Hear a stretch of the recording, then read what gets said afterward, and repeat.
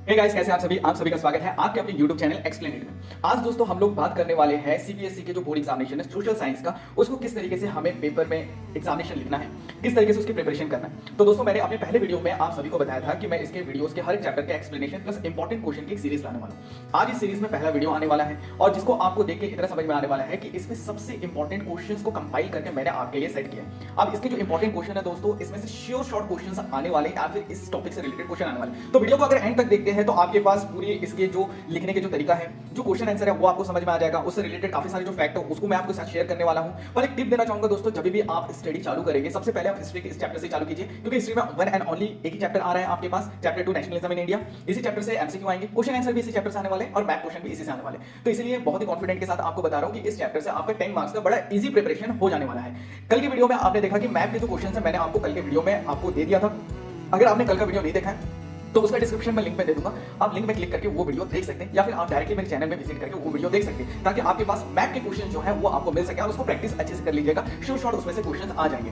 दोस्तों बिना time waste किए आपको एक और टिप दे देता हूं कि आपको उन वर्ड्स में लिखिएगा क्वेश्चन आंसर, स्पेलिंग का ध्यान नहीं देंगे तो भी चलेगा, क्योंकि जनरली सोशल साइंस में ऐसा होता है स्पेलिंग के लिए आपके मार्क्स नहीं काटे जाते। पेपर जब आप बनाइएगा बहुत ही neat and clean handwriting में बनाइएगा और कोशिश करिएगा पूरे सीरीज में बनाए, सीक्वेंस में बनाए, मींस वन से चालू करें और सीधा आगे पूरे बनाते हुए जाए। बीच बीच से आप उठा के प्लीज क्वेश्चन आंसर या फिर कोई भी चीज मत लिखिएगा। उसमें भी एक नेगेटिव पॉइंट रहता है, काफी बार चेकर से भी गलती हो जाती है और काफी बार होता है कि वो आपका आंसर चेक तो कर लेते हैं पर मार्क्स नहीं देते। तो ऐसे गलती से बचने के लिए आप प्लीज उसे लाइन से लिखिएगा, ताकि वो सारी चीज बहुत ही अच्छे से आपको बिना कोई गलती के आपको मार्क्स मिल सके। तो दोस्तों वीडियो को स्टार्ट करते हैं और हम लोग इस वीडियो में कंपाइल करने वाले हैं most important question 2022, chapter name is nationalism in India, section 1 events and process. Right, अब यहां पर इसकी टाइमलाइन के बारे में बात करते हैं। 1859 इनलैंड इमिग्रेशन एक्ट, ये वो एक्ट था दोस्तों जिसके कारण जितने भी बड़े बड़े स्टेट के ओनर हुआ करते थे, राइट, जैसे टी स्टेट होता है या फिर पाइन स्टेट्स थे उस समय में, रबर स्टेट हुआ करते थे, तो उसके जो ओनर होते थे बेसिकली ब्रिटिशर्स ही होते थे, पर उनके पास गवर्नमेंट ने ये पावर दे दिया था, क्योंकि दोस्तों लीवर का प्रॉब्लम बहुत ज्यादा होता है। तो इसके कारण गवर्नमेंट ने ये पावर दिया था कि आपके यहाँ पर जो भी वर्कर होंगे आपके परमिशन के बिना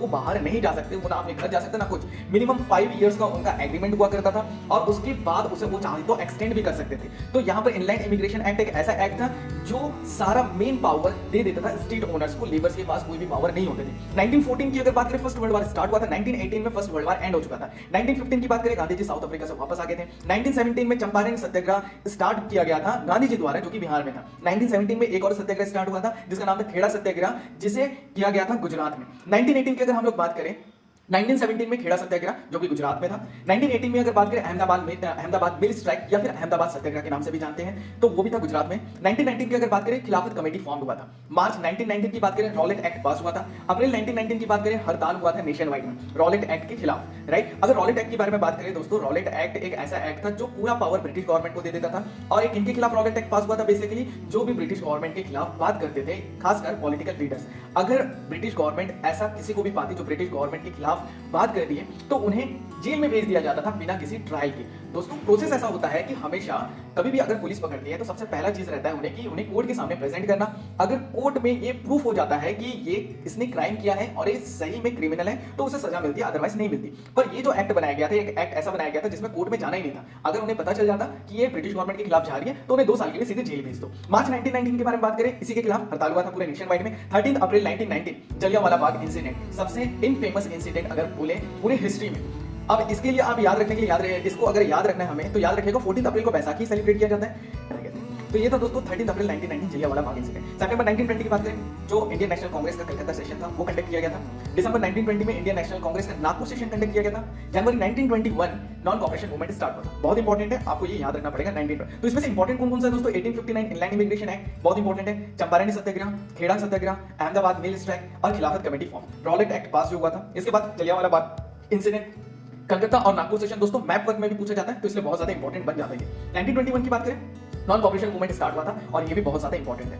नेक्स्ट अगर हम लोग बात करें 1921 1922 के बारे में, नॉन कॉपरेशन मूवमेंट जो था दोस्तों इंडिया में चल रहा था उस समय में 1921 से 1922। 1922 में चौरी चौरा इंसिडेंट के बाद ये गांधी जी द्वारा रोक दिया गया। ओके, तो चौरी चौरा इंसिडेंट एक ऐसा इंसिडेंट था जिसके बाद नॉन कॉपरेशन मूवमेंट जो है उसे रोक दिया गया था। 1928 के बारे में बात करें, साइमन कमीशन सेटअप हुआ था। साइमन कमीशन इंडिया पहुंचने वाले थे ताकि कॉन्स्टिट्यूशन में चेंज करें, पर उससे पहले पॉलिटिकल लीडर्स ने उन पर इतना अपोज किया कि वो शिप से उतर ही नहीं पाए, वहीं से वो वापस लंदन के लिए रवाना हो गए। दिसंबर 1929 के बारे में बात करें, लाहौर सेशन, इंडियन नेशनल कांग्रेस का लाहौर सेशन हेल्ड हुआ था। 11 मार्च 1930 की बात करें, दांडी मार्च स्टार्ट हुआ था।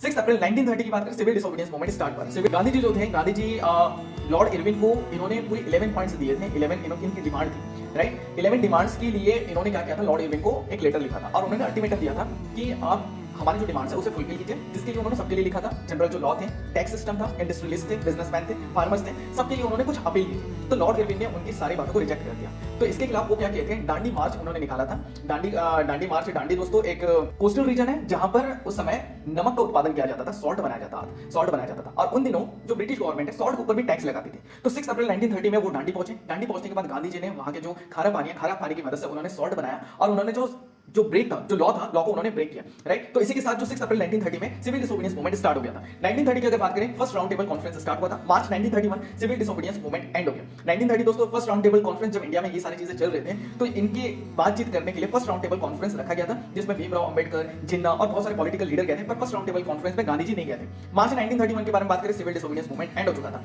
5 मार्च 1931 की अगर बात करें, गांधी इरविन पैक्ट हुआ था और ठीक उसके बाद दिसंबर 1931 में सेकंड राउंड टेबल कॉन्फ्रेंस रखा गया था। 1932 के बारे में बात करें, पूना पैक्ट बहुत ही ज्यादा इंपॉर्टेंट है दोस्तों। पूना पैक्ट भीमराव अंबेडकर और गांधी जी के बीच में जो एक एग्रीमेंट हुआ था उसे हम लोग बोलते हैं पूना पैक्ट के नाम से। 1932 सिविल डिसोबीडियंस मूवमेंट वापस से रिलॉन्च हुआ था, पर दोनों की अगर बात करें, दोनों ही मूवमेंट उतने ज्यादा सक्सेसफुल नहीं थे। नॉन कॉपरेशन मूवमेंट अगर जितना सक्सेसफुल था, उतने सक्सेसफुल एक तरीके से सिविल डिसोबीडियंस मूवमेंट नहीं थे। नेक्स्ट अगर हम लोग बात करें दोस्तों, इसमें इंपॉर्टेंट टॉपिक्स जो है वो कवर करने वाला हूं क्वेश्चन आंसर के रूप में।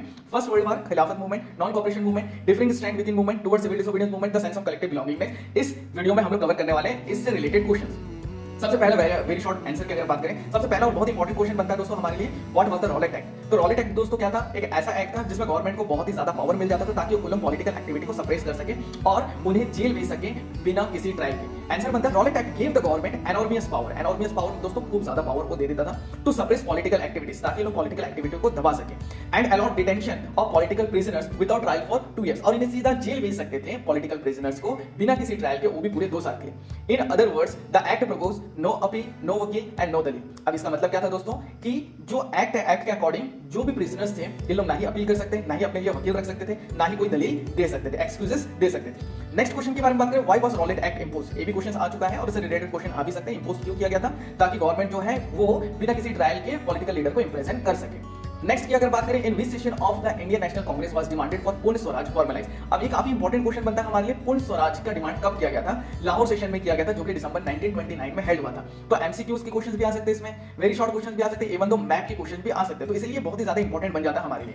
नेक्स्ट क्वेश्चन बात करें, हु कंपोज्ड वंदे मातरम। बड़ा इजी क्वेश्चन है, आप में से बहुत सारे लोगों को ये पता होगा, फिर भी इंपॉर्टेंट बन जाता है एमसीक्यू के बेस से, बंकिम चंद्र चट्टोपाध्याय। नेक्स्ट क्वेश्चन बात करें, who created the first image of Bharat Mata. Again very important question, okay. तो इसमें आपको ध्यान रखना है रविंद्रनाथ टैगोर, तो इसके स्पेलिंग अच्छे से ध्यान रखिएगा। नेक्स्ट क्वेश्चन की बात करें, व्हाई वाज द खिलाफत committee, sorry why was the खिलाफत मूवमेंट स्टार्टेड। खिलाफत मूवमेंट क्यों स्टार्ट हुआ था। खिलाफत movement was started by Mahatma Gandhi and Ali brothers. तो दोस्तों ये चीज ध्यान रखना है आप लोगों को, खिलाफत मूवमेंट बेसिकली अली ब्रदर्स के द्वारा चालू किया गया था। तो अली ब्रदर्स में मोहम्मद अली एंड शौकत अली दोनों भाई का नाम था। अब दोनों भाई इसलिए उन्होंने स्टार्ट किया था क्योंकि आपको पता होगा जो ऑटोमन एम्पायर है, फर्स्ट वर्ल्ड वॉर जब चल रहा था, ऑटोमन एम्पायर जो कि ब्रिटिश गवर्नमेंट के खिलाफ थी, वो हार गई थी और उसके जो लीडर थे, उनके लीडर को बोला जाता है खलीफ, या फिर अब अरबिक में बोले तो खलीफा। खलीफा वो होते हैं दोस्तों जिन्हें मुस्लिम लीडर कहा जाता है, स्पिरिचुअल लीडर कहा जाता है, और एक बहुत बड़ी पोस्ट होती है, राइट, मुस्लिम स्पिरिचुअल लीडर। अब वो जब हार गए थे तो कहीं ना कहीं पूरी मुस्लिम कम्युनिटी को लग रहा था कि उनके लीडर के खिलाफ अब ब्रिटिश गवर्नमेंट कुछ हार्श ट्रीटी करने वाली, तो इसके कारण उन्होंने इस चीज को अपोज किया था इंडिया में बैठ के। तो इंडिया में बैठ के इसको अपोज करने वाले थे मोहम्मद अली और शौकत अली, या फिर आप डायरेक्टली बोल लो अली ब्रदर्स, और उन्होंने साथ लिया था महात्मा गांधी का। तो आंसर कुछ ऐसा बनता है, खिलाफत movement was start by Mahatma Gandhi and the Ali brothers, Muhammad Ali and Shaukat Ali, in the response to the harsh treatment given to the Caliph of Ottoman Empire and the dismemberment of the Ottoman Empire by the British. Next question के बारे में बात करें, what combination of color was there in Swaraj flag designed by Gandhi ji in 1921? हम ignore करते हैं ऐसे type के क्वेश्चन, पर ऐसे टाइप के क्वेश्चंस भी आने के चांसेस बने हुए रहते हैं, जिसमें से रेड, ग्रीन एंड व्हाइट, ये 3 कलर का उन्होंने यूज किया था, और तीसरा जो बीच का जो पट्टी था दोस्तों, उसमें उन्होंने चरखा यूज किया था, राइट। तो ये भी आपको ध्यान रखना है। Next question number 8, what was the main reason to withdraw non cooperation movement. Non cooperation movement withdraw करने का मेन रीजन क्या था, तो आप सभी को पता होगा चौरी चौरा इंसिडेंट जो था, वो सबसे बड़ा रीजन था महात्मा गांधी ने, जिसके कारण सबसे बड़ा रीजन था जिसके कारण महात्मा गांधी ने नॉन कॉपरेशन मूवमेंट विथड्रॉ कर दिया था। तो आंसर हमको ऐसा लिखना है, Mahatma Gandhi called off the non cooperation movement as the movement had turned violent in many places। अब गांधी जी का पॉलिसी क्या था दोस्तों, नॉन वायलेंस, पर मूवमेंट अब क्या में टर्न हो गया था, वायलेंस में टर्न हो गया था। तो ये हमारा पहला पॉइंट बन सकता है। The Chauri Chaura incident in 1922 turn into a violent clash and 22 policeman were killed. Chauri Chaura incident जो कि 1922 में हुआ था, अब इतना वायलेंट हो गया था कि उसमें लोगों ने 22 पुलिसमैन को मार दिया था। Gandhi ji felt satyagraha were not ready for mass struggle. अब गांधी जी को क्या लगा कि मास स्ट्रगल के लिए तैयार नहीं है, जिसके कारण उन्होंने नॉन कॉपरेशन मूवमेंट को बंद कर दिया था। वहीं पर अगर क्वेश्चन नंबर 9 की बात करें, which act did not permit plantation worker to leave the tea garden without permission, तो वो था दोस्तों inland immigration act of 1859। Next अगर बात करें name two satyagraha movement organized by Mahatma Gandhi successfully in favour of peasants, तो यहां पर क्वेश्चन आपको ध्यान रखना है दोस्तों, जो पीजेंट्स है पीजेंट्स के फेवर में जो था। तो दोस्तों जो इंडिगो प्लांटर्स का जो मूवमेंट था चंपारण है बिहार का 1916, आप लिख सकते हैं वहां पर 1916 और 1917, तो कई जगह पर यहां पर बहुत ज्यादा कंफ्यूजन है, कई जगह पर 1916 दिया हुआ रहता है, कई जगह 1917, तो आप अपनी बुक्स के अकॉर्डिंग ही इसे आप लिख लीजिएगा प्लीज। अगर बुक में 1916 दिया तो 1916 लिखिए, अगर 1917 दिया तो 1917 लिख लीजिए, राइट, क्योंकि आप अगर गूगल में सर्च करेंगे तो इसे 1917 ही शो किया जाता है। Peasant satyagraha movement was organized in Kheda district, तो पहले इंडिगो प्लांट चंपारण का जो था, ठीक है, नेक्स्ट जो था खेड़ा पीजेंट्स जो सत्याग्रह था जो कि खेड़ा डिस्ट्रिक्ट में हुआ था, तो ये जो था ये पीजेंट्स के फेवर में हुआ था। तीसरा सत्याग्रह हम इसलिए नहीं लिख सकते क्योंकि दोस्तों कॉटन मिल वर्कर्स के लिए सत्याग्रह था, राइट, अहमदाबाद में जो अहमदाबाद मिल वर्कर्स का जो स्ट्राइक हुआ था उसमें जो गांधी जी ने पार्टिसिपेट किया था, तो हमें ध्यान रखना, तो इसलिए दो मेन सत्याग्रह है जो पीजेंट्स के लिए हुआ था। पीजेंट्स मींस दोस्तों फार्मर। नेक्स्ट अगर बात करें who is the author of the famous book Hind Swaraj, Hind Swaraj के जो ऑथर उनका नाम बताना है हमें, वो थे महात्मा गांधी। तो महात्मा गांधी ने यही वो बुक था जिसमें उन्होंने ये नॉन वायलेंस के थ्रू इंडिपेंडेंस की बात की थी, नॉन कॉपरेशन की बात की थी, राइट, कुछ इस तरीके की बात इन्होंने इस बुक में किया था जिसको बाद में उन्होंने प्रैक्टिकली अप्लाई किया था और जो कि बहुत ही सक्सेसफुल रहा, अभी तक इसे लोग फॉलो करते हैं। क्वेश्चन नंबर 12 की बात करें, in which novel was the hymn Vande Mataram included and who was the novel written by. Okay, अब यहां पर है कि जो वंदे मातरम है कौन से बुक से लिया गया, कौन से नोवेल से लिखा गया, उसको लेखक कौन थे, तो नोवेल का नाम था आनंद मार्ट, याद रखना है, और इसका ऑथर थे बंकिम चंद्र चट्टोपाध्याय। क्वेश्चन नंबर 13 की अगर बात करें, in which year and place did Mahatma Gandhi organise satyagraha for the first time in India, तो सबसे पहला जो सत्याग्रह था, सबसे पहला सत्याग्रह जो महात्मा गांधी का था वो कब हुआ और कैसे हुआ और कहां उन्होंने किया, 1916 में चंपारण बिहार में किया था उन्होंने। क्वेश्चन नंबर 14 की बात करें, explain the idea of satyagraha according to Gandhi ji, जो आइडिया ऑफ सत्याग्रह है गांधी जी के हिसाब से हमें बताना है, तो यहां पर आंसर देख लेते हैं। महात्मा गांधी 1915 में जब साउथ अफ्रीका लौटे तो सबसे पहला Gandhi ji noble method of mass agitation is known as satyagraha. Satyagraha क्या है, गांधी जी का जो मास एगिटेशन है, मास एगिटेशन मतलब होता है दोस्तों जो ग्रुप में जो वो गवर्नमेंट के खिलाफ प्रोटेस्ट करते हैं बिना वायलेंस हुए, नॉन वायलेंस की मदद से, उसे हम बोलते हैं सत्याग्रह। सत्याग्रह बेसिकली क्या है, जो सच के लिए लड़ा जा रहा है, right. Gandhi ji believe that if the cause is true, if the struggle is against injustice, then physical force was not necessary to fight the oppressor. तो गांधी जी का ऐसा विश्वास था कि अगर आपका कारण सही है, आप किस कारण से लड़ाई कर रहे हैं, किस कारण से किसी के खिलाफ जा रहे हैं, तो आप अगर इनजस्टिस के खिलाफ स्ट्रगल कर रहे हैं तो जरूरी नहीं है कि आप उसमें हथियार की मदद से ही उनसे बदला लें, आप बिना हथियार की मदद लिए भी उन्हें अपने सामने झुका सकते हैं। और satyagraha can win the battle through non violence. Satyagraha किस तरीके से अपनी लड़ाई जीत सकते हैं, नॉन वायलेंस की मदद से। People, including oppressor, had to be persuaded to see the truth. अब यहाँ पर जितने भी ऑपरेसर्स हैं उन सभी को क्या देखना चाहिए दोस्तों, सच देखना चाहिए, सच जानना चाहिए और सच समझना चाहिए, ऐसा गांधी जी का मानना था। Truth was bound to ultimately triumph, और फाइनली जीत किसकी होती है दोस्तों, सच्चाई की होती है। गांधी जी बिलीव दैट धर्म of non violence could unite all India, right. ये बहुत ही इंपॉर्टेंट था कि उनका बिलीव क्या था कि अगर हम बात करें नॉन वायलेंस के बारे में तो नॉन वायलेंस पूरी इंडिया को यूनाइट कर सकता है, और अगर एक बार इंडिया यूनाइट हो जाएगी तो इंडिया को ब्रिटिशर्स से आजाद होने में टाइम बिल्कुल नहीं लगेगा, ऐसा मानना था गांधी जी का। नेक्स्ट अगर बात करें, how did the plantation worker understand the idea of Swaraj. अब ये भी दोस्तों आ चुका है एग्जामिनेशन में, तो इसलिए हमें इस चीज का ध्यान रखना है कि जो प्लांटेशन वर्कर है स्वराज का क्या मीनिंग निकाले, क्या सेंस निकाले। For the plantation worker of Assam, swaraj mean freedom to move freely in and out of the confined space in which they all were enclosed and also to be able to keep the link with their native village intact. अब आपने inland immigration act पढ़ा था, inland immigration act के बारे में मैंने आपको बताया कि एक ऐसा एक्ट था जिसमें बिना ओनर के परमिशन के वर्कर्स कभी भी अपने स्टेट्स या फिर एरिया छोड़ के नहीं जा सकते। पर जब गांधी जी ने स्वराज का कॉल दिया था तो प्लांटेशन वर्कर्स जो थे उन्हें क्या लगा कि वो आसानी से मतलब जो स्टेट का एरिया है वहां से अंदर या बाहर जा सकते हैं, यहाँ तक कि वो अपने गांव वगैरह भी जा सकते हैं। Under the Inland Immigration Act of 1859, plantation workers were not allowed to leave the tea gardens without permission, which they were rarely given. तो ये बहुत इंपॉर्टेंट था कि Inland Immigration के एक्ट के हिसाब से जो एक्ट था 1859, प्लांटेशन वर्कर्स को कभी भी अलाउ नहीं किया जाता था कि वो टी गार्डन को छोड़ के जाए, तो ऐसा परमिशन उन्हें कभी मिलता भी नहीं। When they heard of the non-cooperation movement, thousands of workers defied authority, left the plantation and headed home. तो जब उन्होंने नॉन कॉपरेशन मूवमेंट के बारे में सुना समझा तो हजारों लोग जो थे वो जो प्लांटेशन वर्कर है प्लांटेशन एरिया से वो वहां से निकल के वापस जाने लगे। पर दोस्तों ये एक अनसक्सेसफुल ट्रायल था प्लांटेशन वर्कर का क्योंकि वो पकड़े गए थे। ओके, नेक्स्ट अगर हम लोग बात करें, explain the circumstances under which Gandhi ji decide to call off the civil disobedience movement in 1931। अब यहाँ पर हमें कारण पूछा गया कि गांधी जी ने सिविल डिसोबीडियंस मूवमेंट को क्यों बंद करवाया, क्यों रोक दिया गया। अब यहाँ पर कुछ रीजंस हैं दोस्तों। पहला, political leaders like Khan Abdul Jafar Khan were arrested, more than 1 lakh people were arrested. अब जो गवर्नमेंट का प्रेशर भी इतना ज्यादा था कि जो बड़े बड़े पॉलिटिकल लीडर्स थे उनको धड़ल्ले से इन्होंने अरेस्ट कर दिया। अब उस समय में इंडिया के एरिया में नियर बाय 1 लाख से ज्यादा लोग को अरेस्ट कर लिया गया था। Government responded with brutal repression and peaceful satyagrahi were arrested, women and children were beaten up. अब यहाँ तक कि जो भी गांधी जी की बात मान के वहां पर सत्याग्रह कर रहे थे तो गवर्नमेंट ने उनको बहुत ही गंदे से वो तो मारते थे उनको, ठीक है। और यहाँ तक कि अगर वुमेन और चिल्ड्रन भी उसमें शामिल है तो उन्हें भी मार दिया जाता था मतलब डंडे वगैरह से मारते थे बहुत गंदे से। It resulted in an uprising in Peshawar in 1930। यही रीजन था जिसके कारण पेशावर में 1930 में ये जो पीसफुल एक तरीके से सिविल डिसोबीडियंस मूवमेंट था वो वायलेंट में टर्न हो गया। Industrial workers in Sholapur attacked police post in Chitgaon. The revolutionaries captured the armory and a peace battle was fought between the government troops and the revolutionaries. Okay, तो यहाँ पर हम लोग को ध्यान रखना है कि जो इंडस्ट्रियल वर्कर्स थे सोलापुर, इन्होंने पुलिस स्टेशन के ऊपर पुलिस के ऊपर अटैक किया था। चिटगांव के बारे में बात करें तो वहाँ पर रेवोल्यूशनरीज जो थे उन्होंने उनकी झड़प हो गई गवर्नमेंट ट्रूप्स और उनके बीच में, जिसमें काफी सारे लोग मारे गए। ओके, तो ये जो आंसर है इसमें से कोई भी 3 पॉइंट्स आप लिख सकते हैं, जो भी है लास्ट पॉइंट भी मैं डिस्कस कर लेता हूँ। कोई भी अगर 3 मार्क्स का है तो 3 मार्क्स के क्वेश्चंस पॉइंट्स बना के आप लिख सकते हैं। In such a situation Gandhi ji called off the movement and the Gandhi Irwin pact of sign. यही रीजन था जिसके कारण गांधी जी को फाइनली जो सिविल डिसोबीडियंस मूवमेंट है, सिविल डिसोबीडियंस मूवमेंट को रोकना पड़ा और इसके बाद जो गांधी इरविन पैक्ट है उसमें साइन किया गया। नेक्स्ट बात करें, how was Rowlatt act opposed by the people in India, explain with example. Rowlatt act किस तरीके से अपोज किया गया इंडिया के लोगों के द्वारा, अब एग्जांपल के साथ हमें इसे बताना है। गांधी जी जिन्होंने सत्याग्रह सभा बनाया था, ठीक है, पूरे देश भर में, अब ये सबके सब रॉलेट एक्ट के खिलाफ थे। 1919 का किस्सा है, ध्यान रखिएगा। गांधी जी ने सत्याग्रह सभा बना लिया था और इनके जितने भी मेंबर्स थे इन्होंने पूरे इंडिया भर में रॉलेट एक्ट के खिलाफ प्रोटेस्ट किया था। Throughout the country 6 April 1919 was observe as national humiliation day.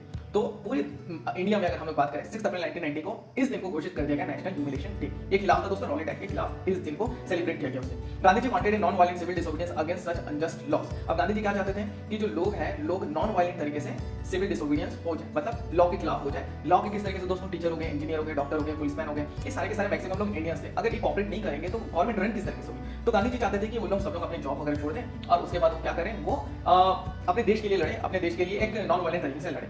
हड़ताल and rallies were organized in various cities. अब कई सारे जो सिटी एरिया थे वहां पर हड़ताल और रैली ऑर्गेनाइज किया गया, खासकर बड़े बड़े सिटीज जैसे Kolkata, Mumbai, Chennai. Workers went on strike in railway workshop. यहां तक कि जो वर्कर्स थे रेलवे वर्कशॉप के, इन लोग भी स्ट्राइक पे चले गए। Shops close down, the movement was not violent but proved to be effective. तो यहां तक कि दुकान भी बंद हो गए थे। जो मूवमेंट था नॉन वायलेंट था, इसका मतलब है हथियारों से नहीं लड़ा जा रहा था पर काफी ज्यादा इफेक्टिव था। इसके बारे में बात कर रहे हैं दोस्तों हम लोग रॉलेट एक्ट के साथ साथ हम लोग बात कर रहे हैं नॉन कॉपरेशन मूवमेंट के बारे में। उसके बाद which were the two type of demand mentioned by Gandhi ji in his letter to Viceroy Irwin on 31st January 1930. One was the abolition of salt tax, most stirring demand. Explain. अब यहाँ पर question ऐसा है दोस्तों, एक question में काफी सारे चीज पूछा गया। पहला पूछा गया 2 तरह के डिमांड थे जो गांधी जी ने मेंशन किया था लॉर्ड इरविन से या फिर वाइसरॉय इरविन से 31 जनवरी 1930 को। अब उसमें उन्होंने सॉल्ट टैक्स के बारे में भी मेंशन किया था कि इसे हटा देना चाहिए और सबसे स्टीरिंग डिमांड क्यों था ये हमें एक्सप्लेन करना है। तो देखते हैं आंसर। कुछ डिमांड जो थे दोस्तों, अब यहाँ पर 2 टाइप ऑफ डिमांड, तो 2 तरह की डिमांड क्या थे, एक जनरल डिमांड, जनरल इंटरेस्ट की डिमांड, एक है स्पेसिफिक इंटरेस्ट की डिमांड। तो ये 2 तरह की डिमांड थे जो हमें ध्यान रखना है, जनरल इंटरेस्ट की डिमांड और स्पेसिफिक डिमांड थे। तो जनरल इंटरेस्ट जो था वो पूरे देश भर के लोगों के लिए था, आम जनता के लिए था, और जो स्पेसिफिक डिमांड था दोस्तों वो जो हायर क्लास के लिए था, स्पेशली इंडस्ट्रियलिस्ट के लिए था।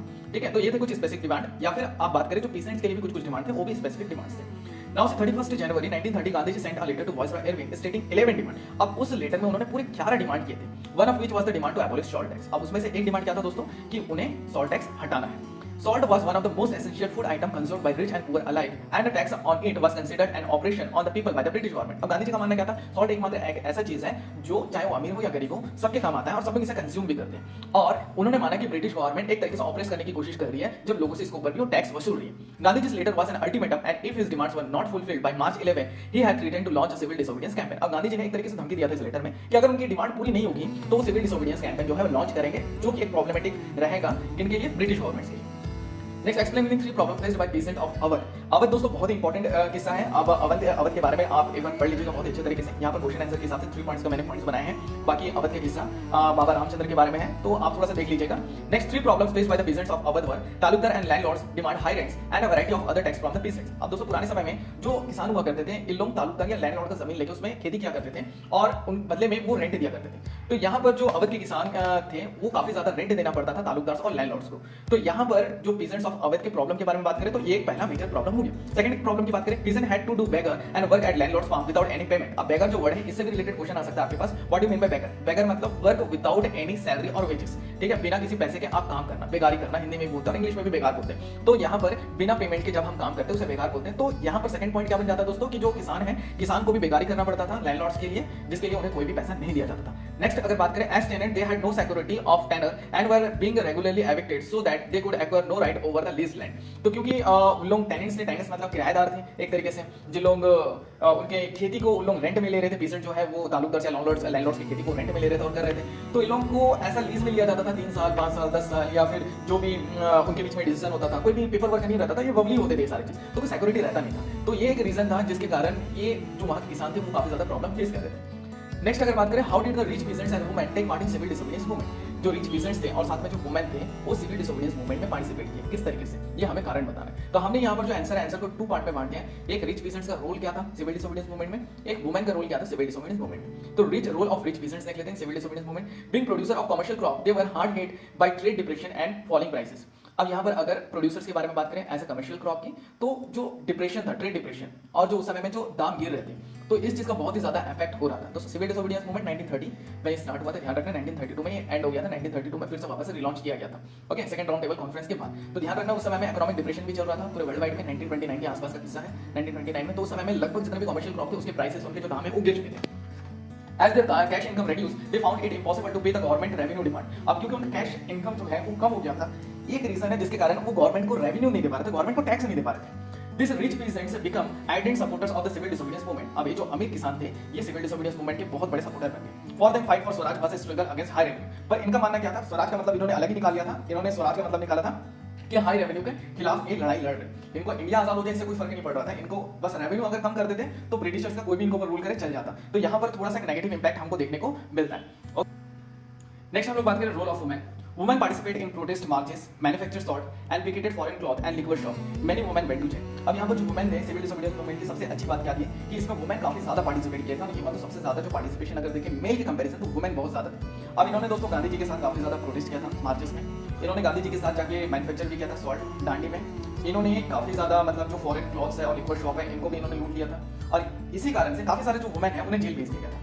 Women who participated in civil disobedience movement came from high caste families in urban areas and rich peasant household in rural areas। अब जो इसमें बेसिकली वुमेन थे ये सारे रिच वुमेन थे एक तरीके से हम माने तो, या तो ये हाई कास्ट फैमिली से बिलोंग करते थे जो कि सिटी एरिया अर्बन एरियाज में थे, या फिर ये रिच पीसेंट्स हाउसहोल्ड्स थे जो कि रूरल एरिया से बिलोंग करते थे, ग्रामीण इलाके से बिलोंग करते थे। नेक्स्ट क्वेश्चन की बात करें, describe the main feature of the salt march और how did the salt march become an effective tool to resistance against colonialism. Explain. तो यहाँ पर 2 क्वेश्चन है, 2 क्वेश्चन के आंसर नियर बाय सेम। तो दोस्तों क्वेश्चंस हमारे पास कैसे भी हो सकते हैं, तो हमें इसका बड़े ही सोच समझ के आंसर देना है। जितने क्वेश्चन आंसर मैं आपको करा रहा हूं इतने अगर आप अच्छे से कर लिए तो इससे रिलेटेड क्वेश्चन आता तो आपके पास सफिशिएंट मैटर होगा, मटेरियल होगा जिसकी मदद से आप लिख सकते हैं। आंसर देख लेते हैं। Mahatma Gandhi found in salt a powerful symbol that could unite the nation. अब गांधी जी ने लॉर्ड इरविन को जो 11 पॉइंट्स लिखा था तो उसमें से एक पॉइंट बहुत ही ज्यादा इंपॉर्टेंट था, वो था सॉल्ट के ऊपर लगाया हुआ जो टैक्स है उसको हटाने का। अब ऐसा उनका इसलिए माना था क्योंकि वो जानते थे कि सॉल्ट हर कैटेगरी के लोगों के द्वारा कंज्यूम किया जाता है, चाहे वो अमीर हो, चाहे वो गरीब हो, चाहे वो अपर कास्ट का बंदा हो, चाहे वो लोअर कास्ट का बंदा हो, तो ये पूरे नेशन को यूनाइट कर सकता है। तो इसलिए उन्होंने सॉल्ट के ऊपर जो लगाया हुआ जो टैक्स था उसको हटाने की बात की। On 31st January 1930, he sent a letter to Viceroy Irving stating 11 demands, one of which was the demand to abolish salt tax। तो 31 जनवरी 1930 को उन्होंने वाइसरॉय इरविन को उन्होंने 11 डिमांड किए थे, ठीक है, एक चिट्ठी लिखा था जिसमें 11 डिमांड लिखे थे। उसमें से एक डिमांड था कि सॉल्ट टैक्स को एबॉलिश करना है। एबॉलिश मतलब एंड करना है। Salt was one of the most essential food item consumed by rich and poor alike, and a tax on it was considered an oppression on the people by British government। ये point हमने पहले भी देख लिया। Salt जो कि सबसे most essential food item है, जो कि चाहे वो अमीर हो, गरीब हो, अपर कास्ट का बंदा हो, लोअर कास्ट का बंदा हो, हर कोई कंज्यूम करता है, और ब्रिटिश गवर्नमेंट अगर इसके ऊपर टैक्स लगा रही है इसका मतलब वो वहां के लोगों के साथ ऑपरेट कर रही है। महात्मा Gandhi's letter was an ultimatum and his demand were not fulfilled by March 11। he had threatened to launch a civil disobedience campaign। तो महात्मा गांधी का लेटर एक तरीके से अल्टीमेटम था, अगर उसके डिमांड पूरे नहीं होते 11 मार्च से तो वो वहां पर सिविल डिसोबीडियंस मूवमेंट कैंपेन शुरू कर देगा, ऐसा उनका कहना था। So Mahatma Gandhi started his famous salt march accompanied by 78 of his trusted volunteers। The march was over 240 miles from Gandhiji's ashram in Sabarmati to the Gujarat coastal town of Dandi। अब महात्मा गांधी ने वहां पर जो फेमस सॉल्ट मार्च है वो उन्होंने चालू किया अपने 78 कंपेनियन के साथ, 78 साथी के साथ जो वॉलंटियर करे थे उनके साथ, जो लगभग उन्होंने 240 माइल्स वो चले थे गुजरात के आश्रम जो कि साबरमती आश्रम जो था उनका, वहां से लेकर पूरे दांडी तक। The volunteers walked for 24 days about 10 miles a day। 240 miles था, 24 डेज तक उन लोग चलते रहे, लगभग हर दिन 10 मील का सफर उन्होंने तय किया। Thousands came to hear Mahatma Gandhi wherever he stopped। जहां कहीं भी महात्मा गांधी रुकते गए हजारों लोग उनको सुनने के लिए वहां पहुंच गए। And he told them what he meant by Swaraj and urged them to peacefully defy the British। अब उन्होंने वहां पर हर किसी को समझाया कि स्वराज का मतलब क्या है, और उन्होंने कहा कि अगर हमें ब्रिटिशर से लड़ना है तो शांति के साथ लड़ना है, हमें वायलेंट होकर नहीं लड़ना है। On 6 April he reached Dandi and ceremonially violated the law manufacturing salt by boiling sea water। This marked the beginning of the civil disobedience movement। 6 अप्रैल को फाइनली दांडी पहुंच गए। दांडी पहुंचने के बाद उन्होंने समुद्र का पानी लिया, उसको इवोपरेट किया और उसकी मदद से उन्होंने सॉल्ट बनाया, और सॉल्ट बनाने के साथ उन्होंने जो सॉल्ट लॉ है वो ब्रेक किया, और इसी के साथ जो सिविल डिसोबीडियंस मूवमेंट है वो स्टार्ट हो गया। नेक्स्ट बात करें question number 22, describe the main feature of Poona pact. Poona pact के मेन फीचर। अब पूना पैक्ट किसके बीच में हुआ था दोस्तों? भीमराव अम्बेडकर और गांधी जी के बीच में, जिसमें बीच में मध्यस्थता कर रहा था मिडिल मैन था ब्रिटिश। पूना पैक्ट के बारे में बात करें, doctor Bhimrao Ambedkar who organized the Dalits into the depressed classes association in 1930। Doctor Bhimrao Ambedkar जो कि काफी ज्यादा स्ट्रगल किए एक लोअर जाति में पैदा होने के कारण, हालांकि उनके पास जितने डिग्री थे शायद उस समय में किसी के पास उतने ज्यादा डिग्री नहीं थे, उतने ज्यादा पढ़े लिखे नहीं थे, तो उन्होंने क्या किया, जितने भी लोअर क्लास के लोग थे जिन्हें बोला गया डिप्रेस्ड क्लास, उनका एसोसिएशन बना 1930 और उन्होंने एक सेपरेट इलेक्ट्रोड्स मतलब उन्होंने एक सेपरेट एरिया मांगा जो कि बेसिकली दलित का एरिया हो और उन लोग वहां से लड़ सके, इलेक्शन लड़ सके, वो वहां के लोगों को ध्यान रख सके, तो उन्होंने सेपरेट इलेक्ट्रोड का डिमांड किया। Okay, in the second round table conference organized in London. Okay, तो ये यहाँ पर एक पॉइंट था, सेकंड राउंड टेबल कॉन्फ्रेंस में उन्होंने इस चीज का डिमांड किया था। Second, when British accepted this demand in the name of communal accord, Gandhiji started a fast into it. He believed that separate electrodes for dalits would slow down the process of their integration into the society. अब यहाँ पर जो Britishers ने उनकी बातों को accept कर लिया, उन्होंने समझे इस बात को और उन्होंने बोला कि नहीं ये कम्युनिटी के लिए बहुत ही सही है और ऐसा होना चाहिए। पर गांधी जी को ये बात पसंद नहीं आई, जिसके कारण उन्होंने फास्ट अंटिल डेथ मतलब वो तब अनशन त्याग करने वाले, मतलब जब तक उनका डिमांड पूरा ना हो जाएगा तब तक वो क्या करने वाले, फास्ट करने वाले हैं और उपवास रहने वाले हैं, कुछ भी चीज खाने नहीं वाले हैं। और ये चीज बहुत ही बड़ी बात थी पूरे इंडियन सोसाइटी के लिए, क्योंकि गांधी जी अपने आप में एक बहुत बड़ी पर्सनैलिटी थे और उनकी रिस्पेक्ट खुद भीमराव अंबेडकर भी करते थे। Next, Ambedkar and Gandhi ji came to an agreement with Ambedkar accepting Gandhi ji's position and the result was the Poona pact of September 1932। तो फाइनली अंबेडकर ने गांधी जी की रिस्पेक्ट करते हुए वो जो एग्रीमेंट है एग्रीमेंट को एक्सेप्ट किया और फाइनली इसका रिजल्ट क्या था, गांधी जी और अंबेडकर के बीच में जो एग्रीमेंट बना उसका नाम पड़ा पूना पैक्ट, जो कि सितंबर 1932 में हुआ। It give the depressed classes later to be known as schedule caste. तो याद रखना डिप्रेस्ड क्लासेस को बाद में एससी का कैटेगरी दिया गया, शेड्यूल कास्ट का कैटेगरी दिया गया। Reserve seat in provincial and central legislative council. आपको पता होगा अभी भी बहुत सारे ऐसे एरिया है जहां पर एससी ही लीडर बन सकते हैं, ना ही वहां एसटी ना ही वहां जनरल कैटेगरी के लोग लड़ सकते हैं। But they were to be voted in by the general electorate, पर उनके लिए सेपरेट इलेक्टोरेट नहीं था, उनके लिए जनरल इलेक्टोरेट ही था। तो ये चीज का ध्यान रखना है, पूना पैक्ट का ये रिजल्ट था।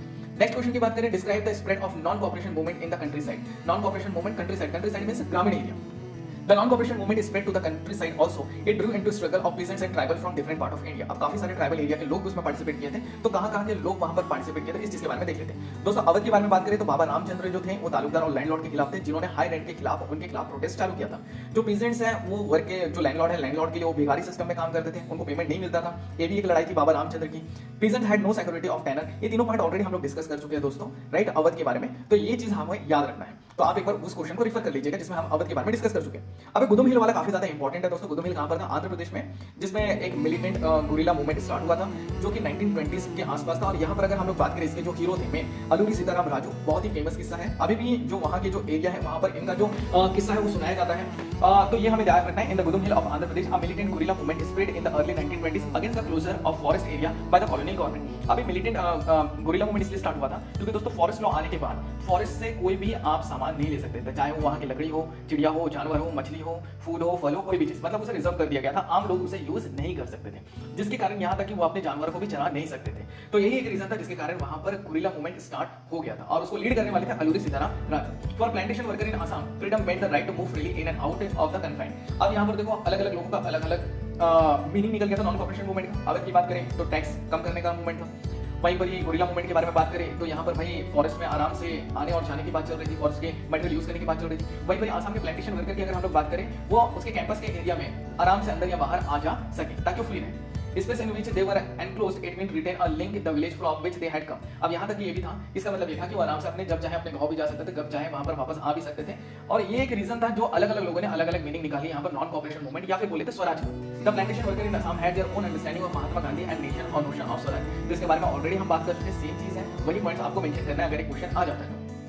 Question number 25, what type of flag was designed during the swadeshi movement in Bengal, explain its main feature. एक क्वेश्चन है दोस्तों कि जो फ्लैग डिजाइन किया गया था स्वदेशी मूवमेंट जो बंगाल में चल रहा था, तो वो किस तरीके का था, कौन कौन से कलर यूज हुए थे और ये क्या मीनिंग निकलता है। अब स्वदेशी मूवमेंट की अगर बात करें तो ट्राई कलर का था, 3 कलर का था, रेड, ग्रीन और येलो का। अब यहाँ पर 8 लोटस थे उसमें, ठीक है, जो कि रिप्रेजेंट करते थे 8 प्रोविंस ब्रिटिश इंडिया का। उसमें क्रिसेंट मून भी था जो रिप्रेजेंट करता था हिंदू और मुस्लिम को, राइट। तो ये था दोस्तों स्वदेशी मूवमेंट में जो फ्लैग डिजाइन किया गया था उसके डिस्क्रिप्शन एक तरीके से। नेक्स्ट अगर हम लोग बात करें who had designed the swaraj flag by 1921, explain the main feature of swaraj flag. अब यहाँ पर स्वराज फ्लैग के बारे में बात किया गया। स्वराज फ्लैग कौन सा था दोस्तों, किसने डिजाइन किया था? स्वराज फ्लैग किसने डिजाइन किया था? महात्मा गांधी ने 1921 में। और इसमें भी 3 कलर थे, रेड, ग्रीन और व्हाइट। अब पर इसमें एक मेन फीचर क्या था, बीच में इन्होंने स्पिनिंग व्हील रख दिया था, चरखा रख दिया था, जो रिप्रेजेंट करता था सेल्फ, मतलब अपनी सहायता खुद करो। क्योंकि दोस्तों हम लोग देखें कि हम लोग बेसिकली विदेश के आइटम्स के ऊपर या फिर विदेश के जितने भी प्रोडक्ट है उसके ऊपर डिपेंड थे। गांधी जी का कहना था कि आप अपने ऊपर ही निर्भर रहिए, दूसरों के ऊपर निर्भर ना रहिए, इसलिए उन्होंने स्पिनिंग व्हील को सेंटर में रखा था। It represent the Gandhian idea of self help. ये रिप्रेजेंट करता है गांधीयन आइडिया सेल्फ हेल्प के लिए, खुद की सहायता के लिए। Carrying the flag during marches had become a symbol to defence and a sense of collective belonging. तो यहाँ पर उस मार्च जो भी प्रोटेस्ट होते थे या फिर गवर्नमेंट के खिलाफ अगर कोई भी नारेबाजी होती थी, तो उस समय में ये जो झंडा है इस झंडे को लेके जाते थे, जो कि एक तरीके से नेशन वाइड में काफी ज्यादा पॉपुलर हो गया था। नेक्स्ट अगर बात करें, who was Alluri Sitaram Raju, explain his role in inspiring the rebels with Gandhian ideas. Alluri Sitaram Raju के बारे में बात किया गया, तो हमने अभी जो गुरिल्ला मूवमेंट के बारे में बात किया, मिलिटेंट गुरिल्ला मूवमेंट, उसके लीडर थे अलूरी सीताराम राजू, जो कि ट्राइबल लीडर यहाँ पर लिखा हुआ है, आंध्र प्रदेश के थे। He claimed that he had a variety of special power. अब उनका कहना क्या था, उनके अंदर बहुत सारे शक्तियां हैं। He inspired the rebels with Gandhiji's ideas in the following ways. अब बेसिकली जो अलूरी सीताराम राजू थे वो गांधी के आइडिया से बहुत ज्यादा इंप्रेस थे और अपने लोगों को भी वो गांधी के आइडिया को फॉलो करने के लिए कहते थे। Raju inspired them by talking of the greatness of Mahatma Gandhi. Mahatma Gandhi की महानता के बारे में बात करते हुए वो लोगों को इंस्पायर करते थे। He said that he was inspired by the non-cooperation movement। उनका कहना क्या था, वो non-cooperation movement से बहुत ज्यादा इंस्पायर्ड है। He persuaded people to wear khadi and give up drinking। अब उन्होंने डिमांड किया था लोगों के कि वो खादी का कपड़ा पहने और जो ड्रिंकिंग है, अल्कोहल ड्रिंकिंग, उसे वो बंद कर दें। यहाँ पर पानी के बारे में बात नहीं कर रहा दोस्तों, अल्कोहल के बारे में बात कर रहे हैं, तो इस चीज का ध्यान रखिएगा। He asserted that India could be liberated only with the use of force। अब उन्होंने कहा था कि इंडिया गांधी जी की एक पॉलिसी से वो बिल्कुल भी फैक्ट नहीं रखते थे, ट्रस्ट नहीं करते थे कि नॉन वायलेंस से कभी भी आजादी नहीं मिल सकती, इसके लिए आपको वायलेंस होना पड़ेगा आपको अपने आजादी के लिए। तो ये एक बस आइडिया था जिसकी जो वो ऑपोज करते थे गांधी जी का, अदरवाइज वो सारे गांधी जी के आइडियाज को मानते थे। नेक्स्ट क्वेश्चन के बारे में बात करें, impact of Jallianwala, explain the impact of Jallianwala Bagh incident on the people. अब जलियांवाला बाग का लोगों के ऊपर क्या असर पड़ा, इसके बारे में हमें लिखना है, पॉइंट्स है, लॉन्ग आंसर टाइप में आ जाता है ये। तो जलियांवाला बाग इंसिडेंट 13 अप्रैल 1990 ईयर हमें याद रखना है, जहां पर जो विलेजर्स थे वो अटेंड कर रहे थे बैसाखी फेयर, राइट। और ये एक जलियांवाला बाग जो कि गार्डन था, वहां पर इकट्ठे हुए थे, जो कि चारों तरफ से एनक्लोज था फ्रॉम आउटसाइड द सिटी, जो प्लस सिटी से भी दूर था। उस समय दोस्तों वहां पर मार्शल लॉ लगाया गया था जनरल डायर के द्वारा। जलियांवाला बाग अगर हम लोग बात करें पंजाब एरिया में, वहां पर मार्शल लॉ था। मार्शल लॉ क्या होता है दोस्तों, अकॉर्डिंग टू मार्शल लॉ आप कभी भी ग्रुप में इकट्ठा नहीं हो सकते। अगर आप ग्रुप में इकट्ठा होंगे, भीड़ में इकट्ठा हो जाएंगे, तो गवर्नमेंट के पास पूरा पावर रहता है कि आप लोग पर गोलीबारी वो चाहे तो कर सकते हैं। तो वहां पर मार्शल लॉ लगा हुआ था और यहाँ पर क्योंकि जलियांवाला बाग शहर से दूर था, तो लोगों को उसके बारे में कोई आइडिया नहीं था और ये लोग इकट्ठा हुए थे वहां पर बैसाखी फेयर में सेलिब्रेट करने के लिए। Some people had also gathered to protest against the government repressive measures. पर वहां पर कुछ लोग भी थे जो लोग गवर्नमेंट के रिप्रेसिव मेजर्स को बारे में भी चर्चा करने के लिए बैठे हुए थे। General Dyer with his British troops entered the park and closed the only exit point without giving any warning to the assembled people and ordered the troop to fire at the crowd killing hundreds. This brutal act of general Dyer proved the unparalleled indignation. अब यहाँ पर क्या हुआ, general Dyer ने British troop के साथ entered किया उस पार्क में। एक ही उसमें दरवाजा था, बाकी चारों तरफ से बड़े बड़े दीवार थे, तो एक ही दरवाजे को उन्होंने क्लोज कर दिया और वहां पर अपने आर्मी, वहां पर अपने जो लोग थे उन्हें उन्होंने सेटअप कर दिया और उन्होंने ऑर्डर कर दिया कि गोली चलाने के लिए, मतलब जो भी वहां पर लोग थे उन सबको मारने का ऑर्डर दे दिया, जिसके कारण पूरे इंडिया में अंग्रेज के खिलाफ, ब्रिटिशर्स के खिलाफ काफी ज्यादा गुस्सा आ गया। As the news of Jallianwala Bagh spread, crowds took to the street in many North Indian towns. There were हड़ताल, clashes and attack on government buildings. इसका रिजल्ट क्या हुआ, इनके रिजल्ट के कारण काफी सारे नॉर्थ इंडिया में जो लोग थे इन्होंने हड़ताल किए, वहां पर यहाँ तक कि गवर्नमेंट की बिल्डिंग्स के ऊपर अटैक करके उन्होंने लूटपाट भी करी है। The government replied with further brutalities. अब इसके ऑपोज में गवर्नमेंट ने वापस उनके ऊपर क्या कर दिया, हमला कर दिया। The people of Punjab were made to crawl on the street and salute to all sahibs। अब वहां पर जो पंजाब के जो लोग थे उन्हें क्या करते थे, वहां पर जो रास्ते में वो थूक देते थे, स्पिट कर देते थे, उसमें उनको अपने नाक रगड़ना पड़ता था। और प्लस वहां के जो ब्रिटिश जितने भी साहिब हुआ करते थे उस समय में, हिंदी टर्म है साहिब, मतलब ब्रिटिशर्स जो भी हुआ करते थे उनको सल्यूट करना पड़ता था। Some were put in open cages and flogged. कुछ लोगों को वहां पर क्या कर दिया जाता था, वहां पर उन्हें यहाँ तक कि जेल में भी भर दिया जाता था। Newspaper were banned and their editors were arrested. उन दिनों में न्यूज़पेपर को पूरी तरीके से बंद कर दिया गया और अगर कोई भी न्यूज़पेपर प्रिंट करता था उसके एडिटर को अरेस्ट कर लिया जाता था। A reign of terror followed. Intellectuals like Rabindranath Tagore renounced their knighthood. अब यही एक रीजन था जिसके कारण रविंद्रनाथ टैगोर जी को जो नाइटहुड की उपाधि मिली थी, सर की जो उपाधि मिली थी, इन्होंने उसे लौटा दिया था वापस। इसके बाद नेक्स्ट क्वेश्चन बात करते हैं, why did Mahatma Gandhi decide to call off civil disobedience movement. Mahatma Gandhi ने क्यों सिविल डिसोबीडियंस मूवमेंट को बंद करवा दिया था या फिर वापस ले लिया था। Mahatma Gandhi decided to call off the civil disobedience movement because worried by the development of civil disobedience movement, the colonial government began arresting the Congress leaders one by one। अब यहाँ पर दोस्तों क्योंकि जो ब्रिटिश गवर्नमेंट है काफी ज्यादा परेशान हो गई थी, जिसके कारण जो भी ब्रिटिश गवर्नमेंट ने ऑर्डर किया था कि जितने भी कांग्रेस लीडर हैं उन सबको आप अरेस्ट करना चालू करो। और यही एक टाइम था जब जवाहरलाल नेहरू, जिन्ना को भी अरेस्ट कर लिया गया था। This lead to violent clashes in many places. और क्योंकि लीडर्स को वो पकड़ ले रहे थे, जिसके कारण काफी सारी जगह पर वायलेंट क्लैशेस भी होना चालू हो गया था। और गांधी जी का फिलोसफी था नॉन वायलेंस, और यहाँ पर वायलेंस क्योंकि होना चालू हो गया, तो ये भी एक रीजन था सिविल डिसोबीडियंस मूवमेंट को कॉल ऑफ करने के लिए। When Abdul Jafar Khan, a devotee disciple of Mahatma Gandhi, was arrested in April 1930, angry crowds demonstrated in the street of Peshawar, facing armored cars and police firing. Many were killed। अब अब्दुल जाफर जो कि एक बहुत ही बड़े शिष्य थे महात्मा गांधी के, जब उन्हें अरेस्ट कर लिया गया अप्रैल 1930 में, तो वहाँ की जो जनता है बहुत ज़्यादा गुस्सा हो गई और पेशावर की स्ट्रीट में उन्होंने हल्ला बोल चालू कर दिया और वहाँ पर जितने भी गवर्नमेंट के कार्स वगैरह थे, पुलिस वगैरह थे, उनके ऊपर हमला कर दिया, जिसके कारण पुलिस वाले को फायरिंग करना पड़ा और बहुत सारे जो आम जनता वो मारे गए। A month later, when Mahatma Gandhi was arrested, industrial worker in Solapur attacked the police force, municipal buildings, law courts, railway station and all other structures that symbolize British rule.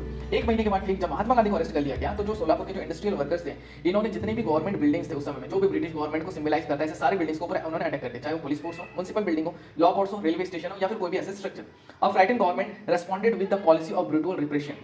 The peaceful satyagraha were attacked, women and children were beaten and about 1 lakh people were arrested. अब यहाँ पर जो government इतनी डर गई थी तो finally उन्होंने क्या कर दिया, उन्होंने भी ब्रूटल रिप्रेशन चालू कर दिया, मतलब बहुत ही गंदे तरीके से उन्हें जितने भी सत्याग्रही थे उनके ऊपर अटैक करना चालू कर दिया. अब चाहे वो सत्याग्रह में वुमेन हो या फिर चिल्ड्रन हो, उससे कोई फर्क नहीं पड़ता था और इसके कारण उन्होंने नियर बाई 1 लाख से भी ज्यादा लोगों को अरेस्ट कर लिया.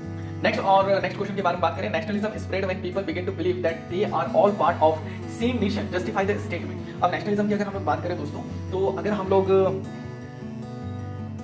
नेक्स्ट क्वेश्चन देखते हैं. Nationalism spread when people begin to believe that they are all part of same nation, justify the statement. Nationalism का मतलब क्या था कि वो एक ही देश के लोग हैं और इस स्टेटमेंट को हमें जस्टिफाई करना है कि किस तरीके से इन्हें विश्वास दिला दिया जाए. नेशनलिज्म एक ऐसा मूवमेंट है जिसमें वो ये विश्वास करें कि वो सब के सब एक ही देश के वासी हैं. How did people belonging to different communities, regions और language develop a sense of collective belonging. ये भी एक इंपॉर्टेंट क्वेश्चन है दोस्तों, कलेक्टिव बिलोंगिंग का एक इंपॉर्टेंट पार्ट है ये, तो इसके बारे में हमें आंसर बताना है. History and fiction, folklore and song, popular prints and symbols all played an important role in creating sense of collective belonging leading to the growth of nationalism. अब बहुत सारे ऐसे चीज थे जिसकी मदद से इन्होंने कोशिश किया कि वो लोगों को इकट्ठा कर सके और सेंस ऑफ नेशनलिज्म स्प्रेड कर सके. तो इसके लिए जितने भी हिस्ट्री और फिक्शन की मदद ली गई, लोगों को तरह तरह की फॉकलोर और सॉन्ग सुनाया गया, पॉपुलर प्रिंट्स अलग अलग प्रिंटिंग या सिंबल्स लाया गया जिसकी मदद से लोगों को समझ में आ जाए कि वो एक ही देश के वासी हैं. इमेजेस ऑफ भारत माता भी उस समय बनाया गया रविंद्रनाथ टैगोर के द्वारा. With the growth of nationalism, the identity of Indian nation came to visually associated with the image of Bharat Mata as it had happened in Germany and France, Germany and Marigny in France. अब आपने देखा होगा French revolution पढ़ा होगा या फिर German के independence की कहानी अगर आपने सुनी होगी, तो यहाँ पर उनकी हिस्ट्री से इंस्पायर्ड होकर उन्होंने सोचा इंडिया को भी एक ऐसा इमेज दिया जाए जिसकी वजह से लोगों को समझ में आया कि हमें भी उसके लिए कुछ करना है. तो ये जो एक इमेज बना, इमेज ऑफ भारत माता रविंद्रनाथ टैगोर के द्वारा, ये उस समय काफी ज्यादा पॉपुलर हो गया. This image was the first created and popularized by Bankim Chandra Chattopadhyay. In 1870, he wrote Vande Mataram as a hymn to the motherland. This song widely sung during the Swadeshi movement. अब इस स्वदेशी movement के समय एक और गाना बहुत ज्यादा पॉपुलर हो गया, वंदे मातरम, जो उस समय एनर्जी का सबसे बड़ा सोर्स हुआ करता था जितने भी रेवोल्यूशनरीज हैं उनके लिए. Moved by the Swadeshi movement, Rabindranath Tagore painted the famous image of Bharat Mata. Rabindranath Tagore है दोस्तों, रविंद्रनाथ लिखा होगा, सॉरी, रविंद्रनाथ टैगोर, उन्होंने भारत माता की इमेज उन्होंने पेंट किया. The identity of the Indian nation came to be visually associated with this image. अब यहाँ पर जो आइडेंटिटी था इंडियन नेशन का, ये यहाँ पर लोगों के मन में आना स्टार्ट हो गया. She was portrayed as an ascetic figure, composed and divine and spiritual. अब उनका जो इमेज था वो इस तरीके से पोर्ट्रेट किया गया था कि वो काफी ज्यादा पवित्र लिखा और काफी ज्यादा इन्फ्लुएंस हो, जिसमें वो काफी ज्यादा शांत थी, ठीक है कि नहीं, और काफी ज्यादा स्पिरिचुअल दिख रही थी, बिल्कुल भगवान की तरफ फील हो रही थी. एक मदरली जो फेस रहता है वो फेस को शो करने की कोशिश की. Later this image was painted by many other artists which acquired different form. This image was circulated in popular prints and devotion to this mother figure was seen as a sign of the nationalism. बाद में इसे paint कर लिया गया बहुत ही अलग अलग artist के द्वारा और अलग अलग इमेज वहां पर क्रिएट किया गया. पर बाद में जो इनका मेन उद्देश्य था कि लोगों को भारत माता के इमेज वहां पर दिख जाए, भारत माता के लिए वो सोचना समझना चालू कर दे, ये सक्सेस उन्हें लेटर ऑन मिल गई. नेक्स्ट अगर हम लोग बात करें, इसमें से कुछ और पॉइंट्स थे जिस तरीके से आइकन्स एंड सिंबल्स फ्लैग के रूप में वो आ गए. During the swadeshi movement in Bengal, tricolour flag red, green and yellow with 8 lotus depicting 8 province of British India was design. Gandhi ji had designed the Swaraj flag by 1921, a tricolor red, green and white with a spinning wheel in the center. Carrying the flag during marches become a symbol of defense and sense of collective belonging. Reinterpretation of history को वापस से कुछ बदलाव लाए गए, जिस तरीके से ग्लोरीफाई किया गया पुराने जो हमारे एंशिएंट इंडिया के जितने भी हिस्टोरियंस थे, साइंस थे, मैथमेटिशियंस थे, रिलीजियंस थे, कल्चर थे, लॉ थे या फिर फिलोसफी थे, सारी चीज को इन्होंने ग्लोरीफाई करना चालू कर दिया. ग्लोरीफाई मतलब होता है दोस्तों. नेक्स्ट पॉइंट के बारे में बात करें. This nationalist history encourage the readers to take pride in India's great achievement in the past and struggle to change and miserable condition, cultural and economic decline of the life under British rule. अब यहाँ पर दोस्तों Indian folklore idea of, ये कुछ points है दोस्तों, ये चीज हमें याद रखना पड़ेगा. India of nationalism also develop through a movement to revive Indian folklore. ये काफी ज्यादा काम होता था दोस्तों. माउथ पब्लिसिटी एक ऐसी पब्लिसिटी थी जिसकी वजह से लोग काफी ज्यादा इंस्पायर हो जाते थे उन दिनों में. तो उनको इंस्पायर करने के लिए फोक टेल्स, फोकलोर, ये सारी चीज सुनाए जाते थे. फोक टेल्स वर सung by bards in the villages, group of people, bards means group of people in the villages to give the true picture of traditional culture which had been damaged by outside force. क्योंकि उन दिनों में जो भी books होते थे वो सारे के सारे ब्रिटिशर्स के गुणगान करते थे, इंडिया के गुणगान नहीं करते थे. इवन तो इंडिया को वो नीचे ही दिखाते थे कि इंडियन कल्चर ऐसा, इंडियन कल्चर वैसा है, आप जो भी सीख रहे हो ब्रिटिशर्स से सीख रहे हो. तो फोक टेल्स और फोकलोर एक ऐसा माध्यम बन गया जिसमें उन्हें बताया गया कि भैया ब्रिटिशर्स जो हमें बताते हो सही नहीं है, इसके बाहर भी हमें निकलना पड़ेगा. In Bengal, Rabindranath Tagore himself began collecting ballads, nursery rhymes and myths to revive folk culture. Rabindranath Tagore का बहुत बड़ा यहाँ पर योगदान रहा है एक तरीके से. अगर आप बात करो नेशनलिज्म को डेवलप करने में, तो इन्होंने भी काफी सारे जो नर्सरी राइम्स थे, काफी सारे जो स्टोरीज थे, काफी सारे जो फोक कल्चर्स थे, उन सबको इकट्ठा करना चालू कर दिया और उसे पब्लिश करवाना चालू कर दिया. In Madras, Natesa Sastri publish a 4-volume collection of Tamil folk tales, the folklore of southern India. एक क्वेश्चन आता है दोस्तों एमसीक्यू में, तो ये आपको याद रखना है कि जो folklore of southern India उसके लेखक कौन थे, तो वो थे नंदिसा शास्त्री. तो ध्यान रखिएगा इस चीज का. लास्ट क्वेश्चन दोस्तों काफी इंपॉर्टेंट, ध्यान रखना, how did the colonial government repress the civil disobedience movement explain. अब जो कॉलोनियल गवर्नमेंट है, कॉलोनियल गवर्नमेंट ने किस तरीके से उन्होंने रिप्रेस किया सिविल डिसोबीडियंस मूवमेंट को, ये हमें बताना है। The British government reacted very strongly to the movement of Indians against the passage of Rowlatt act. अब इन्होंने सबसे पहले रॉलेट एक्ट बनाया, ठीक है। Next, British officers were alarmed by the popular upsurge the fear that the lines of the communication such as railways and telegraph might get disrupted. The British government started even stronger repressive measures. अब इन्होंने क्या किया दोस्तों, क्योंकि उस समय मालूम था कि ये लोग एक दूसरे से अगर मिलते हैं तो ये बहुत बड़ी प्रॉब्लम क्रिएट कर सकते हैं, तो उनका जो माध्यम है कम्युनिकेशन का उसको इन्होंने डिसरप्ट करना चालू कर दिया, जैसे रेलवेज और telegraph. The colonial government began to arrest the Congress leader. अब यहाँ पर जो कॉलोनियल गवर्नमेंट थे उन्होंने कांग्रेस लीडर को अरेस्ट करना चालू कर दिया। Gandhi ji was barred from entering Delhi on 10th April 1919. The police in Amritsar fired upon a peaceful procession. तो यहाँ पर आप देखेंगे कि गांधी जी को दिल्ली में भी नहीं दिया जाता था, क्योंकि कैपिटल बन चुका था एक तरीके से पॉलिटिकल लीडर्स का, तो वहाँ उन्हें जाने के लिए बैन कर दिया गया था। 10 अप्रैल 1990 में जो अमृतसर है, अमृतसर में भी वहाँ पर एक पीसफुल प्रोसेसन चल रहा था, उसके ऊपर फायर कर दिया गया था। उसके बाद 13 अप्रैल के बारे में बात करें, जलियांवाला बाग इंसिडेंट हो गया था। तो ऐसा बहुत सारे इंसिडेंट हैं जो ये शो करता है कि जो कॉलोनियल गवर्नमेंट हो किसी भी तरीके से जो अपसर्ज सिविल डिसोबीडियंस मूवमेंट को उसको रोकने में किसी भी तरीके से वो काम कर रही थी। This provoked widespread attacks and people began to attack the symbols of British rule. There were attacks on banks, post offices and railway stations. Martial law was imposed and general diet took command. अब इन्होंने क्या कर दिया कि जितने भी British rule है, British rule के खिलाफ यहाँ पर पूरे इंडिया भर में अटैक होने चालू हो गए थे, तो इनको देखते हुए इन्होंने क्या करना चालू कर दिया था, मार्शल लॉ लगा दिया था और जनरल डायर ने इसका कमांड संभाल लिया था। The government repression was quite brutal. Even women and children were beaten up. About 1 lakh people were arrested. अब गवर्नमेंट रिप्रेशन बहुत ही ज्यादा ब्रूटल था और उन्होंने वुमेन और चिल्ड्रन को भी नहीं छोड़ा और नियर बाय उस दौरान लाखों लोगों से ऊपर को अरेस्ट कर लिया गया। तो दोस्तों ये 31 क्वेश्चंस है, 31 क्वेश्चंस आपको अच्छे से देखना है, समझना है, प्रिपेयर करना है और इससे ही क्वेश्चंस आएंगे, इसकी 100% गारंटी हम ले सकते हैं। तो आप सभी को ध्यान रखना है कि ये जो टॉपिक से टॉपिक को क्लियर कर लीजिएगा, एमसीक्यूज भी इसमें से आ सकते हैं, बहुत ही अच्छे से प्रिपेयर कर लीजिएगा और आप सभी को ऑल द बेस्ट। अपनी एग्जामिनेशन की तैयारी पूरे मन के साथ कीजिए और बहुत ही अच्छे से अपने एग्जामिनेशन लिखिएगा, नीट एंड क्लीन हैंडराइटिंग में लिखिएगा और हैंडराइटिंग का विशेष ध्यान दिया, ऐसा नहीं है कि स्पीड लिखने के चक्कर में आप अपना पूरा पेपर खराब करके आ जाए। तो दोस्तों इसी के साथ वीडियो करते हैं एंड मिलते हैं अगले वीडियो में, तब तक के लिए धन्यवाद।